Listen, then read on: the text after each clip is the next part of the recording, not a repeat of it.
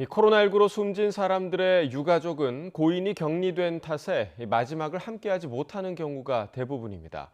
병원에 입원할 때부터 장례 때까지 제대로 된 애도의 기회조차 못 가져서 한이 맺히는 경우가 많다고 하는데요. 코로나19 유가족이 호소하는 트라우마, 이준엽 기자가 들어봤습니다.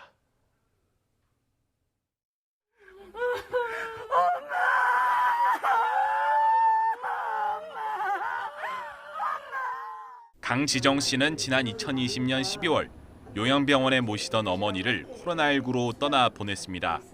선화장 후 장례 원칙에 따라 유리병 너머로 관에 누운 어머니에게 마지막 인사를 해야 했습니다.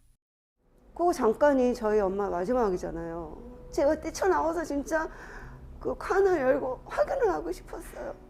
저희 엄마가 혹시 지원해서 살아 계셨는데 저기 뜨거운 저불로 들어갔으면 어떻게 하지? 코로나19 사태로 1년 가까이 면회도 하지 못하다 갑작스럽게 접한 확진 소식. 어머니가 어떤 상태인지조차 파악하기 어려워 무기력함을 느꼈습니다.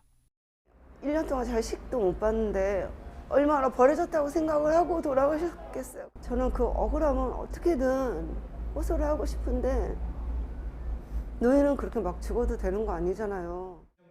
지난 연말 경북 안동병원에서 어머니를 떠나보낸 조백희 씨도 사정은 비슷했습니다. 돌아가시는 날까지 어머니 상태를 제대로 알지 못한 채 전화에만 의지해야 했습니다.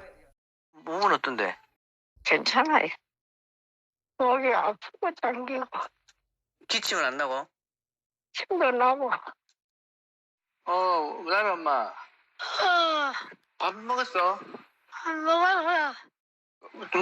맨날 누워있지 말고 좀 있나 앉아 있고. 그래. 어머니가 돌아가신 후에도 시신을 확인하지 못해 관이 뒤바뀔 뻔하기도 했습니다. 어디론가 전화를 하시더라고요. 전화하시더니 어머니가 아니시래요.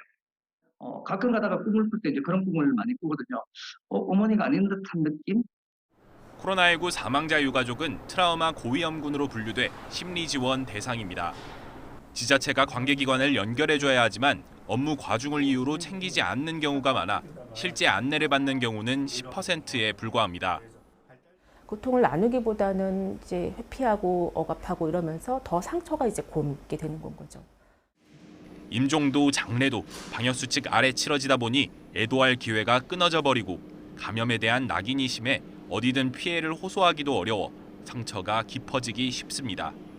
어떤 심리적인 안정감을 회복하지 못한다면 그런 물리적인 복구를 할 수가 없어요. 애도하는 과정 그리고 심리적인 어떤 위기를 극복하는 과정에서 제일 첫걸음이 되는 거는 나누는 거거든요.